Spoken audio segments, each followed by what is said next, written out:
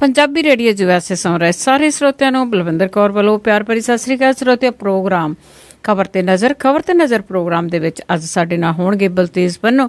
ਦੱਸਣਗੇ ਕਿ ਉੱਥੇ ਕੀ ਖਬਰਾਂ ਚੱਲ ਰਹੀਆਂ ਨੇ ਤੇ ਖਬਰਾਂ ਦੇ ਪਿੱਛੇ ਕੀ ਕੁਛ ਚੱਲ ਰਿਹਾ।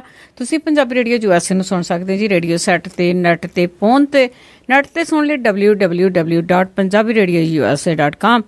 ਜੇ ਤੁਸੀਂ ਫੋਨ ਤੇ ਸੁਣਨਾ ਅਮਰੀਕਾ ਲਈ 832 551 50 29 605 475 68 68। जर्मनी ले 5118090441, यूके ले 3300101100, फ्रांस ले 3318014255 ਤੇ ਆਸਟ੍ਰੇਲੀਆ ਦੇ ਵਿੱਚ ਜੀ 0280805601, ਕੈਨੇਡਾ ਲਈ 6479579633, 6046709696, 778-656-0460, कैलगरी ਲਈ 587-315-0587, ਇਟਲੀ ਲਈ 396899700694। ਇਹਨਾਂ ਨੰਬਰਾਂ ਤੇ ਡਾਇਲ ਕਰਕੇ ਪੰਜਾਬੀ ਰੇਡੀਓ USA ਨਾਲ ਤੁਸੀਂ ਜੁੜ ਸਕਦੇ ਆ। ਸਾਡੇ ਨਾਲ ਜੁੜ ਚੁੱਕੇ ਨੇ ਜੀ ਬਲਤੇਜ ਪੰਨੂ ਜੀ। ਸਤਿ ਸ਼੍ਰੀ ਅਕਾਲ, ਸਵਾਗਤ ਹੈ ਜੀ। ਸਤਿ ਸ਼੍ਰੀ ਅਕਾਲ ਜੀ, ਧੰਨਵਾਦ ਜੀ, ਬਹੁਤ ਮਿਹਰਬਾਨੀ। ਅਜੇ ਬਲਤੇਜ ਪੰਨੂ ਜੀ, ਜਿਹੜੀਆਂ ਖਬਰਾਂ ਆ ਜਿਹੜੀਆਂ ਦਿਸਦੀਆਂ ਆ ਉੱਥੇ ਅਖਬਾਰਾਂ ਦੇ ਵਿੱਚ, ਸਭ ਤੋਂ ਪਹਿਲਾਂ ਆਪਾਂ ਦਿੱਲੀ ਤੋਂ ਸ਼ੁਰੂ ਕਰਦੇ ਹਾਂ ਜੀ, ਕਿਰਨ ਬੇਦੀ ਤੋਂ, ਜਿਸ ਦਾ ਸੋਸ਼ਲ ਮੀਡੀਆ ਤੇ ਵੀ ਬੜਾ ਕੁਛ ਚੱਲ ਰਿਹਾ ਆ। ਉਸ ਦੇ ਕੋਲ ਕਹਿੰਦੇ 2 ਵੋਟਰ ਕਾਰਡ ਆ ਤੇ ਉਸ ਦੀ ਜਿਹੜੀ ਛਾਣਬੀਣ ਆ ਉਹ ਸ਼ੁਰੂ ਹੋ ਚੁੱਕੀ ਆ। ਬਿਲਕੁਲ ਜੀ, ਇੱਥੇ ਜਿਹੜਾ ਜੀ ਇਹ ਚਰਚਾ ਇਸ ਵੇਲੇ ਵਾਹਵਾ ਚੱਲ ਰਿਹਾ ਜੀ ਕਿ ਭਾਰਤੀ ਜਨਤਾ ਪਾਰਟੀ ਦੇ ਵਿੱਚ ਦਿੱਲੀ ਵਿਧਾਨ ਸਭਾ ਦੇ ਵਾਸਤੇ ਮੁੱਖ ਮੰਤਰੀ ਦੇ ਵਜੋਂ ਉਭਾਰੀ ਗਈ ਕਿਰਨ ਬੇਦੀ ਹੋਰਾਂ ਦੇ ਕੋਲੇ 2 ਨਾਵਾਂ ਦੇ ਉੱਤੇ ਜਿਹੜਾ ਜੀ ਵੋਟਰ ਕਾਰਡ ਨੇ, ਉਹਦੇ ਪਾਰਕ ਤੇ ਤਾਲਕਟੋਰਾ ਲੇਨ ਦੇ ਜਿਹੜੇ ਐਡਰੈਸ ਨੇ ਉਹਨਾਂ ਦੇ ਉੱਤੇ 2 ਜਿਹੜੇ ਕਾਰਡ ਨੇ। ਇਹਨਾਂ ਦੀ ਕਮਿਸ਼ਨ ਨੇ ਜਾਂਚ ਜਿਹੜੀ ਹੈ ਜੀ ਉਹ ਸ਼ੁਰੂ ਕਰਤੀ ਹੈ ਜੀ। ਫਿਲਹਾਲ ਕਿਰਨ ਬੇਦੀ ਦੇ ਵਾਸਤੇ ਕੋਈ ਖਤਰਾ ਨਹੀਂ ਹੈ। ਕਿਰਨ ਬੇਦੀ ਨੇ ਇਹਦੇ ਉੱਤੇ ਟਿੱਪਣੀ ਕਰਨ ਤੋਂ ਨਾ ਜਿਹੜੀ ਹੈ ਉਹ ਕਰਤੀ ਹੈ। ਇੱਕ ਸੀਨੀਅਰ ਚੋਣ ਅਧਿਕਾਰੀ ਨੇ ਕਿਹਾ ਕਿ ਨਵਾਂ ਵੋਟਰ ਕਾਰਡ ਬਣਨ ਤੇ ਪਹਿਲੇ ਨੂੰ ਰੱਦ ਕਰਨ ਦੇ ਵਾਸਤੇ ਅਰਜ਼ੀ ਦੇਣੀ ਜਿਹੜੀ ਇਹਦੀ ਜ਼ਰੂਰੀ ਹੁੰਦੀ ਹੈ ਕਿ ਉਹਨੂੰ ਡਿਲੀਟ ਕਰ ਦਿੱਤਾ ਜਾਵੇ। ਉਹਦਾ ਇਹ ਕਹਿਣਾ ਹੈ ਕਿ ਇਹ ਦੇਖਿਆ ਜਾਊਗਾ ਕਿ ਕਿਰਨ ਬੇਦੀ ਨੇ ਇਹ ਜਿਹੜੀ ਅਰਜ਼ੀ ਦਿੱਤੀ ਸੀ ਜਾਂ ਨਹੀਂ। ਇਹ ਮਾਮਲਾ ਭਖ ਜ਼ਰੂਰ ਪਿਆ ਜੀ, ਪਰ ਕਿਉਂਕਿ ਸੈਂਟਰ ਦੇ ਵਿੱਚ ਸਰਕਾਰ ਉਹਨਾਂ ਦੀ ਹੈਗੀ ਹੈ, ਇਸ ਕਰਕੇ ਬਹੁਤਾ ਫਿਕਰ ਕਰਨ ਦੀ ਇਸ ਕਰਕੇ ਜ਼ਰੂਰਤ ਨਹੀਂ ਹੈ ਕਿ ਅਰਜ਼ੀ ਜਿਹੜੀ ਹੈ ਜੀ ਉਹ ਪਿਛਲੇ ਜਿਹੜੇ ਟਾਈਮ ਦੇ ਮੁਤਾਬਕ ਲਾਈ ਜਾ ਸਕਦੀ ਹੈ, ਉਹਦੇ ਵਿੱਚ ਲਾ ਦਿੱਤੀ ਜਾਊਗੀ। ਲਾਈ ਜਾ ਤਾਂ ਨਹੀਂ ਸਕਦੀ ਜੀ, ਲਾ ਦਿੱਤੀ ਜਾਊਗੀ ਕਿ ਇੱਥੇ ਜਿਹੜੀ ਇਹਨੇ ਦਿੱਤੀ ਹੋਈ ਸੀ ਜੀ ਐਪਲੀਕੇਸ਼ਨ ਜਿਹੜੀ ਡਿਲੀਟ ਕਰਨ ਦੇ ਵਾਸਤੇ। ਦੂਜੇ ਪਾਸੇ ਇੱਕ ਜਿਹੜੀ ਇੰਟਰਵਿਊ ਇੱਥੋਂ ਦੇ ਪ੍ਰਮੁੱਖ ਇੱਕ ਚੈਨਲ ਨੇ ਜਿਹੜੀ ਕੀਤੀ ਹੈ, ਰਵੀਸ਼ ਕੁਮਾਰ ਨੇ, ਐਕਚੁਅਲੀ ਉਹ ਬੜੀ ਚਰਚਿਤ ਹੈ ਇਸ ਵੇਲੇ। ਉਹਦੇ ਵਿੱਚ ਬੜੇ ਪੋਲ ਜਿਹੜੇ ਨੇ ਇਹਨਾਂ ਦੀ ਉਹ ਖੁੱਲੇ ਨੇ। ਹੁਣ ਤੱਕ ਕਿਰਨ ਬੇਦੀ ਦੇ ਨਾਮ ਦੇ ਨਾਲ ਮਸ਼ਹੂਰ ਰਹੀ ਔਰ ਕ੍ਰੈਡਿਟ ਲੈਂਦੀ ਰਹੀ ਕਿਰਨ ਬੇਦੀ ਜਿਹੜੀ ਹੈ ਜੀ। ਇੱਕ ਤਾਂ ਉਹਦੇ ਵਿੱਚ ਇਹ ਗੱਲ ਦਾ ਜਵਾਬ ਦੇਣ ਤੋਂ ਮੁਨਕਰ ਹੋ ਗਈ ਜਦੋਂ ਉਹਨੂੰ ਇਹ ਪੁੱਛਿਆ ਗਿਆ ਕਿ ਕੀ ਉਹ ਪਹਿਲੀ IPS ਔਰਤ ਅਧਿਕਾਰੀ ਹੈ। ਉਹਨੇ ਇਹਦਾ ਜਵਾਬ ਨਹੀਂ ਦਿੱਤਾ। ਇਹਦਾ ਜਵਾਬ ਫਿਰ ਤੁਸੀਂ ਸੋਚ ਹੀ ਸਕਦੇ ਹੋ ਕਿ ਕੀ ਹੈ। ਜੇ ਹੁੰਦੀ ਤਾਂ ਜ਼ਰੂਰ ਇਹਦਾ ਪ੍ਰੂਫ ਦਿੰਦੀ। ਦੂਸਰੀ ਗੱਲ ਉਹਨੇ ਜਿਹੜੀ ਇਹ ਕਹੀ ਕਿ ਜਿਹੜੀ ਕਾਰ ਚੁੱਕੀ ਸੀਗੀ ਜੀ ਉਹ ਨਿਰਮਲ ਸਿੰਘ ਸਬ ਇੰਸਪੈਕਟਰ ਨੇ ਚੁੱਕੀ ਸੀਗੀ, ਨਾ ਕਿ ਉਹਨੇ। ਉਹ ACP ਦੇ ਤੌਰ ਦੇ ਉੱਤੇ ਰਿਟਾਇਰ ਜਿਹੜਾ ਪਿਛਲੇ ਦਿਨਾਂ ਦੇ ਵਿੱਚ ਹੋ ਗਿਆ। ਜਦੋਂ ਉਹਨੇ ਪੁੱਛਿਆ ਗਿਆ ਕਿ ਕੀ ਉਹ ਇੰਦਰਾ ਗਾਂਧੀ ਦੀ ਕਾਰ ਸੀ ਤਾਂ ਉਹਨੇ ਕਿਹਾ ਨਹੀਂ, ਉਹ ਇੰਦਰਾ ਗਾਂਧੀ ਦੀ ਕਾਰ ਨਹੀਂ ਸੀ, ਉਹ ਤਾਂ PM ਹਾਊਸ ਦੀ ਗੱਡੀ ਸੀ। ਹੁਣ PM ਹਾਊਸ ਦੇ ਵਿੱਚ ਤਾਂ ਸੈਂਕੜੇ ਗੱਡੀਆਂ ਜਿਹੜੀਆਂ ਹੁੰਦੀਆਂ ਨੇ, ਭਾਵ ਕਿ ਇਹਦਾ ਕ੍ਰੈਡਿਟ ਹੀ ਜਿਹੜਾ ਜੀ ਉਹ ਲੈਂਦੀ ਰਹੀ ਹੁਣ ਤੱਕ ਉਹ ਕਿ ਮੈਂ ਕਿਰਨ ਬੇਦੀ ਹਾਂ, ਮੈਂ ਇੰਦਰਾ ਗਾਂਧੀ ਦੀ ਕਾਰ ਚੁੱਕ ਲਈ ਸੀ। ਕੋਈ ਕਾਰ ਚੁੱਕੀ ਹੋਈ ਨਹੀਂ ਸੀ।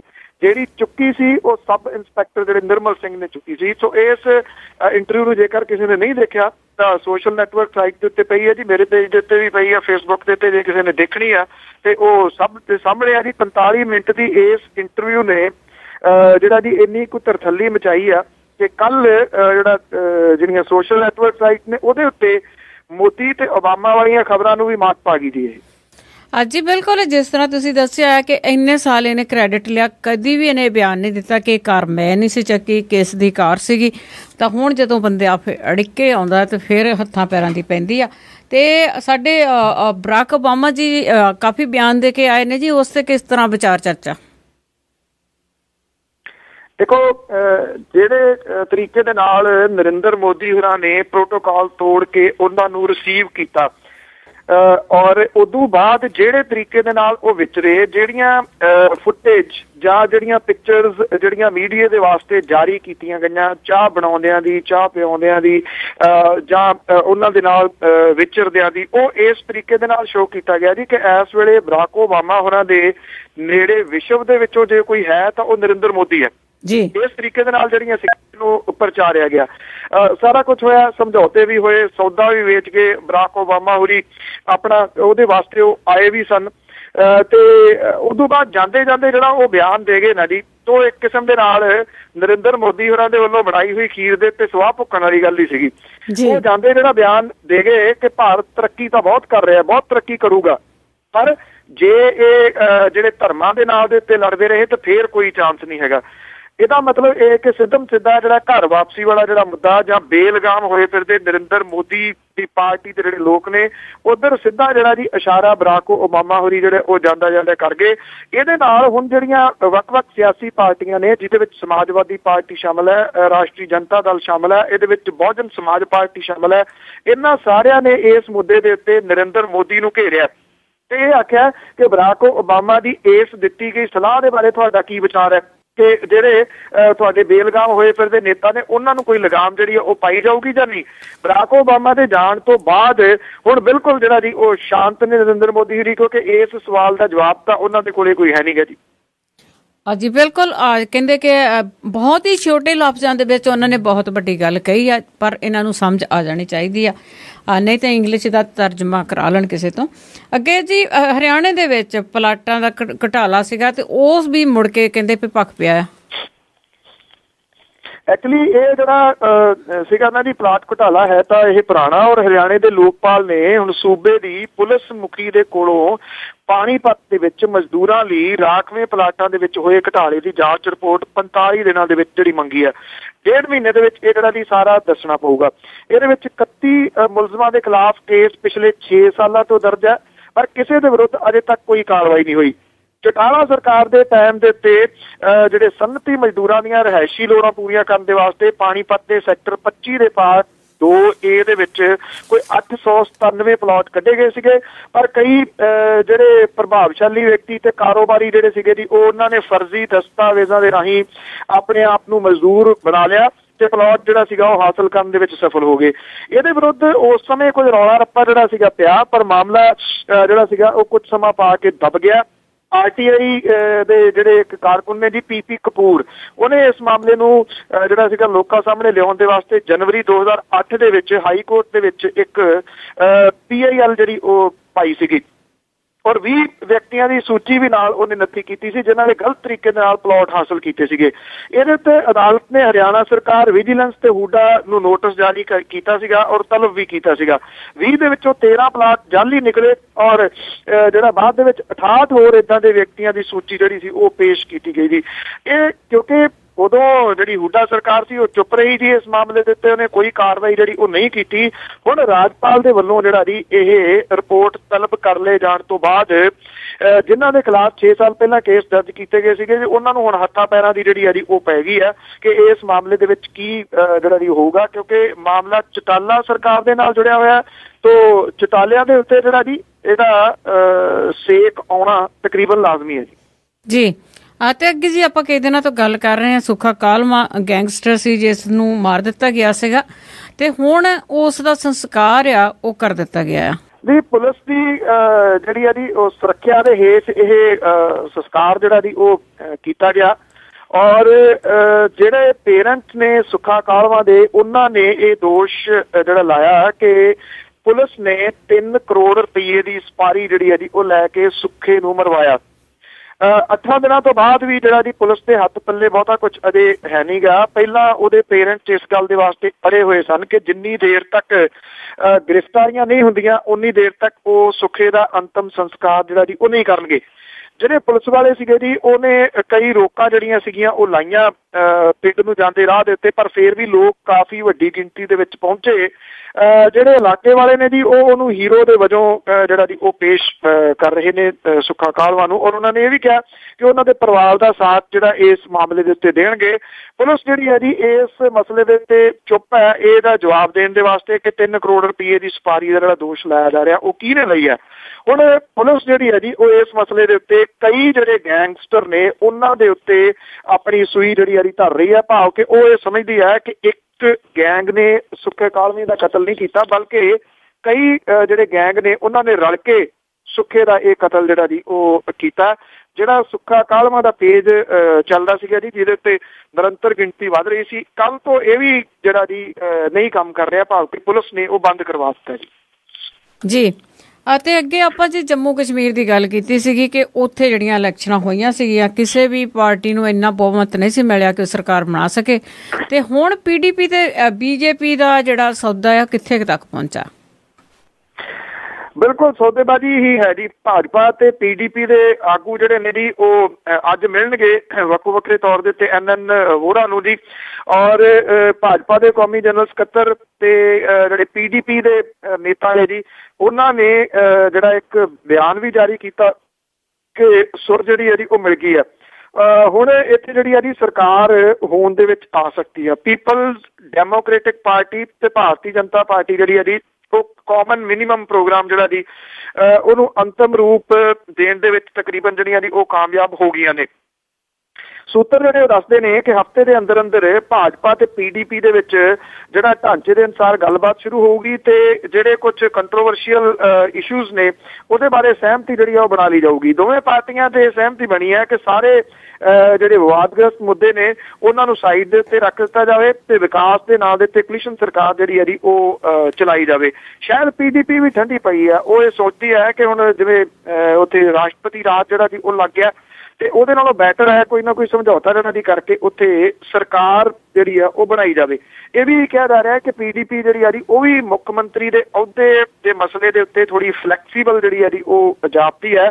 ਫਲੈਕਸੀਬਲ BJP ਵੀ ਹੈਗੀ ਆ। ਹੁਣ ਅੰਦਰ ਜਿਹੜਾ ਜੀ ਮੁੱਖ ਮੰਤਰੀ ਦੇ ਬਾਰੇ ਦੇ ਵਿੱਚ ਕੀ ਸਮਝੌਤਾ ਹੋਇਆ ਇਹ ਆਉਣ ਵਾਲੇ ਦਿਨਾਂ ਦੇ ਵਿੱਚ ਸਾਹਮਣੇ ਆਊਗਾ। ਸ਼ਾਇਦ ਫਰਵਰੀ ਦੇ ਪਹਿਲੇ ਹਫ਼ਤੇ ਜਿਹੜੀ ਆ ਜੀ ਇਹ ਸਰਕਾਰ ਹੋਣ ਦੇ ਵਿੱਚ ਆ ਸਕਦੀ ਹੈ ਦਿੱਲੀ ਚੋਣਾਂ ਤੋਂ ਪਹਿਲਾਂ, ਕਿਉਂਕਿ ਭਾਜਪਾ ਇਹਨੂੰ ਫਿਰ ਪ੍ਰਚਾਰ ਦੇ ਰੂਪ ਦੇ ਵਿੱਚ ਲਊਗੀ ਕਿ ਦੇਖੋ ਜੀ ਜੰਮੂ ਕਸ਼ਮੀਰ 'ਚ ਵੀ ਅਸੀਂ ਸਰਕਾਰ ਬਣਾ ਲਈ।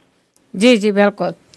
ਤੇ ਅੱਗੇ ਜੀ ਜਿਸ ਤਰ੍ਹਾਂ ਆਪਾਂ ਇਲੈਕਸ਼ਨ ਦੀ ਗੱਲ ਕਰਦੇ ਹਾਂ, ਦਿੱਲੀ ਦੇ ਵਿੱਚ ਇਲੈਕਸ਼ਨ ਆ ਤੇ ਅਕਾਲੀ ਦਲ ਦਾ ਇੱਕ ਮੈਂਬਰ ਉੱਥੇ ਖੜਾ ਆ ਤੇ ਉੱਥੇ ਬੜੇ ਜ਼ੋਰਾਂ ਸ਼ੋਰਾਂ ਨਾਲ ਪੰਜਾਬ ਤੋਂ ਜੇ ਵਹੀਰਾਂ ਘੱਤ ਦਿੱਤੀਆਂ ਤੇ ਉੱਥੇ ਕਹਿੰਦੇ ਵਿਕਰਮ ਮਜੀਠੀਆ ਦੀ ਡਿਊਟੀ ਲੱਗੀ ਹੈ ਦਿੱਲੀ ਦੇ ਵਿੱਚ।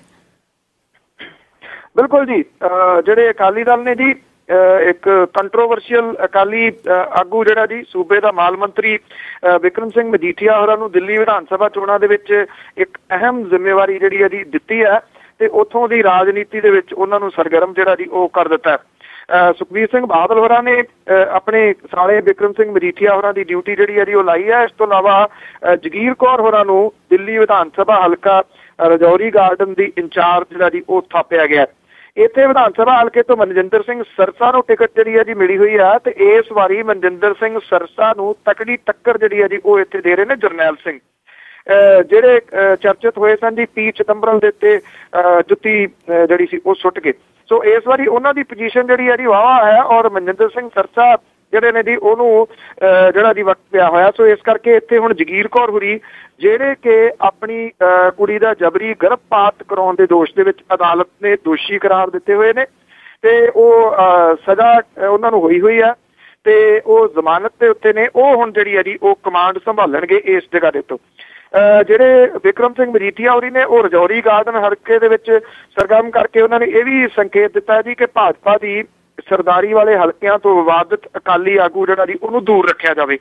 ਦੂਜਾ ਇਹਨਾਂ ਤੱਕ ਇਹ ਹੈ ਜੀ ਕਿ ਭਾਰਤੀ ਜਨਤਾ ਪਾਰਟੀ ਨੇ ਦਿੱਲੀ ਦੀ ਜਿਹੜੀ ਬਹੁਤੀ ਕਮਾਂਡ ਹੈ ਦਫ਼ਤਰ ਦੀ ਉਹ ਅਰੁਣ ਜੇਤਲੀ ਹੋਰਾਂ ਨੂੰ ਦਿੱਤੀ ਹੈ, ਜਿੱਤੇ ਕਿ ਜਿਹੜੇ ਕਿ ਅੰਮ੍ਰਿਤਸਰ ਤੋਂ ਚੋਣ ਹਾਰ ਕੇ ਗਏ ਨੇ ਤੇ ਉਹਨਾਂ ਦੀ ਹਾਰ ਦਾ ਕਾਰਨ ਜਿਹੜੇ ਜੀ ਉਹ ਇਹੀ ਬਣੇ ਸਨ ਵਿਕਰਮ ਸਿੰਘ ਮਜੀਠੀਆ ਹੋਰੀ। ਸੋ ਹੁਣ ਵੇਖਦੇ ਹਾਂ ਜੀ ਕਿ ਦੋਵੇਂ ਪਾਰਟੀਆਂ ਜਿਹੜੀਆਂ ਨੇ ਇਹਨੂੰ ਕਿਹੜੇ ਤਰੀਕੇ ਦੇ ਨਾਲ ਉਹ ਲੈਂਦੀਆਂ ਨੇ। ਸੋ ਅਕਾਲੀ ਦਲ ਨੇ ਆਪਣੇ ਜਿਹੜੇ ਵਿਵਾਦਿਤ ਆਗੂ ਨੇ ਦੋਵੇਂ ਦੇ ਦੋਵੇਂ ਉਹ ਝੋਕ ਦਿੱਤੇ ਨੇ। ਤੋ ਜੇਕਰ ਦੇਖਿਆ ਜਾਵੇ ਤਾਂ ਮਜ਼ਾਕ ਦੇ ਵਿੱਚ ਤਾਂ ਲੋਕ ਇਹ ਕਹਿ ਰਹੇ ਨੇ ਕਿ ਆਮ ਆਦਮੀ ਪਾਰਟੀ ਦੇ ਸਟਾਰ ਪ੍ਰਚਾਰਕ ਆ ਗਏ। हाँ जी बिल्कुल बिल्कुल। जिथे विक्रम मजीठिया ते जिथे तुसी जगीर कौर दा नां लिया आ, कहावत हैगी आ जी ਉਹ ਚੰਗੀ नहीं लगदे कहंदे पर ਉੱਥੇ ਉਹਨਾਂ ਤੇ ਢੁਕਦੀ ਹੈਗੀ ਆ। ਤੇ ਅੱਗੇ ਜੀ ਗੁਜਰਾਤ ਦੇ ਜਿਹੜੇ ਕਿਸਾਨ ਆ ਉਹਨਾਂ ਦਾ ਕਟਾਪਾ ਚਾੜਿਆ ਗਿਆ ਸੀਗਾ ਤੇ ਉਹਨਾਂ ਦੇ ਉੱਤੇ ਕੇਸ ਵੀ ਹੋ ਗਿਆ ਤੇ ਉਸ ਗੁਜਰਾਤ ਦੀ ਪੁਲਿਸ ਦੇ ਡਰੋਂ ਜਿਹੜੇ ਪੰਜਾਬ ਦੇ ਕਿਸਾਨ ਆ ਉਹ ਰੋਪੋਸ਼ ਹੋ ਗਏ ਆ। ਬਿਲਕੁਲ ਜੀ, ਜਿਹੜੀ ਗੁਜਰਾਤ ਦੀ ਪੁਲਿਸ ਹੈ ਉਹਦੇ ਡਰ ਕਰਕੇ ਪੰਜਾਬ ਤੇ ਹਰਿਆਣਾ ਦੇ ਦਰਜਨ ਦੇ ਕਰੀਬ ਜਿਹੜੇ ਕਿਸਾਨ ਨੇ ਉਹ ਇਸ ਵੇਲੇ ਪੁਲਿਸ ਤੋਂ ਬਚ ਕੇ ਜਿਹੜਾ ਜੀ ਉਹ ਓਲੇ ਰਹਿ ਰਹੇ ਨੇ ਜੀ। ਪਿੰਡ ਲੋਰੀਆ ਦੇ ਇਹਨਾਂ ਕਿਸਾਨਾਂ ਦੇ ਬਜ਼ੁਰਗ ਮਾਪੇ ਘਰਾਂ ਦੇ ਵਿੱਚ ਇਕੱਲੇ ਰਹਿ ਗਏ ਨੇ। ਗੁਜਰਾਤ ਪੁਲਿਸ ਜਿਹੜੀ ਹੈ ਜੀ ਉਹ ਲੋਕਲ ਲੋਕਾਂ ਦੇ ਨਾਲ ਨਰਮੀ ਵਰਤ ਰਹੀ ਹੈ, ਜਿਨ੍ਹਾਂ ਦੇ ਉੱਤੇ ਪੰਜਾਬੀ ਕਿਸਾਨਾਂ ਦੀ ਸ਼ਿਕਾਇਤ ਤੇ ਪੁਲਿਸ ਨੇ ਕੇਸ ਦਰਜ ਜਿਹੜਾ ਜੀ ਕੀਤਾ ਹੋਇਆ। ਪੁਲਿਸ ਦੇ ਡਰ ਕਰਕੇ ਪੰਜਾਬੀ ਕਿਸਾਨਾਂ ਨੇ ਜ਼ਿਲ੍ਹਾ ਕਲੈਕਟਰ ਤੇ ਹੋਰ ਅਧਿਕਾਰੀਆਂ ਨੂੰ ਮਿਲਣ ਤੋਂ ਟਾਲਾ ਜਿਹੜਾ ਜੀ ਉਹ ਵੱਟਿਆ ਹੋਇਆ। ਔਰ ਕੌਮੀ ਘੱਟ ਗਿਣਤੀ ਕਮਿਸ਼ਨ ਦੀ ਟੀਮ ਜਿਹੜੀ ਆ ਉਹ 1 ਫਰਵਰੀ ਨੂੰ ਭੁੱਜ ਖੇਤਰ ਦੇ ਵਿੱਚ ਪਹੁੰਚ ਰਹੀ ਆ। ਪੰਜਾਬ ਤੇ ਹਰਿਆਣਾ ਦੇ ਪੀੜਤ ਕਿਸਾਨ ਜਿਹੜੇ ਨੇ ਉਹ ਚੋਰੀ ਛਿਪੇ ਹੁਣ ਲਾਮਬੰਦੀ ਕਰਕੇ ਕਮਿਸ਼ਨ ਦੀ ਟੀਮ ਨੂੰ ਮਿਲਣਗੇ। 24 ਜਨਵਰੀ ਨੂੰ ਪੰਜਾਬ ਤੇ ਹਰਿਆਣਾ ਦੇ ਕਿਸਾਨਾਂ ਤੇ ਗੁਜਰਾਤੀ ਲੋਕਾਂ ਨੇ ਹਮਲਾ ਕਰ ਦਿੱਤਾ ਸੀਗਾ, ਜਿਹਦੇ ਵਿੱਚ ਜਿਹੜਾ ਇੱਕ ਕਿਸਾਨ ਜ਼ਖਮੀ ਹੋ ਗਿਆ ਸੀਗਾ। ਤੋ ਜਿਹੜਾ ਘੱਟ ਗਿਣਤੀ ਕਮਿਸ਼ਨ ਹੈ ਉਹਨੇ ਵੀ ਇਹਦਾ ਨੋਟਿਸ ਜਿਹੜਾ ਸੀਗਾ ਉਹ ਲਿਆ ਸੀਗਾ ਜੀ।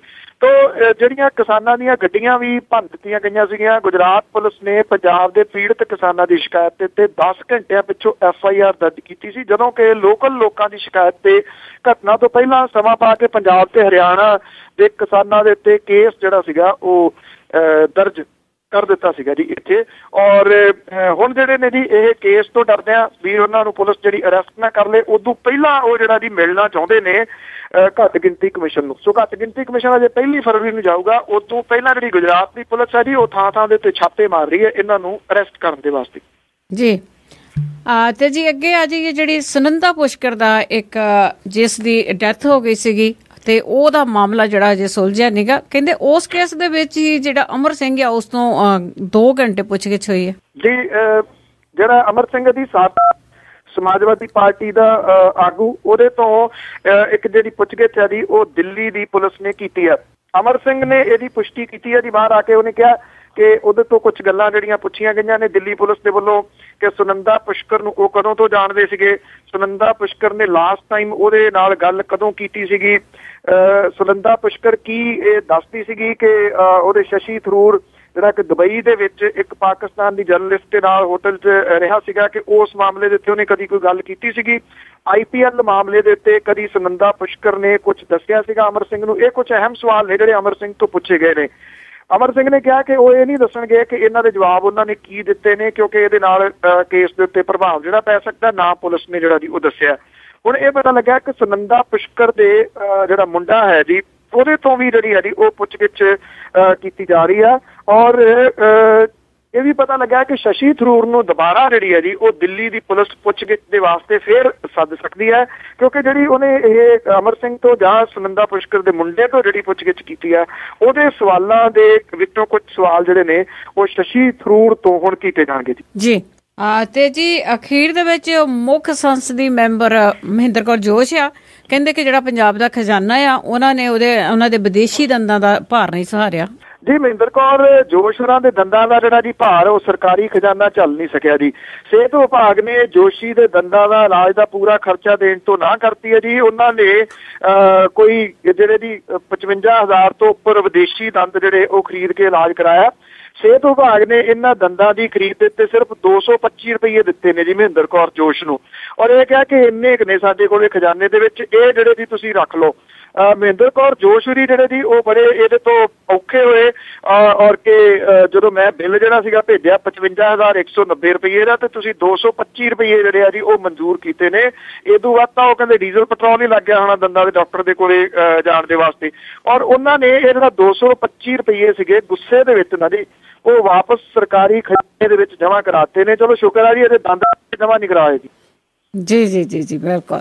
ਆ ਦੇਖੋ ਜੀ ਇਹ ਅੰਗ ਲਵਾਉਣੇ ਆਪਣੇ ਬਾਡੀ ਨੂੰ ਉਹ ਵੀ ਗੌਰਮੈਂਟ ਦੇ ਖਜ਼ਾਨੇ ਚੋਂ ਤੇ ਅਖੀਰ ਦੇ ਵਿੱਚ ਆਜ਼ਨਾਮਾ ਕਿ ਆਖਰ ਹੋਇਆ ਓਬਾਮਾ ਦਾ ਖਤਮ ਰੌਲਾ, ਚੱਲ ਪਈ ਫਿਰ ਹੁਣ ਨਸ਼ੇ ਦੀ ਗੱਲ ਬੇਲੀ।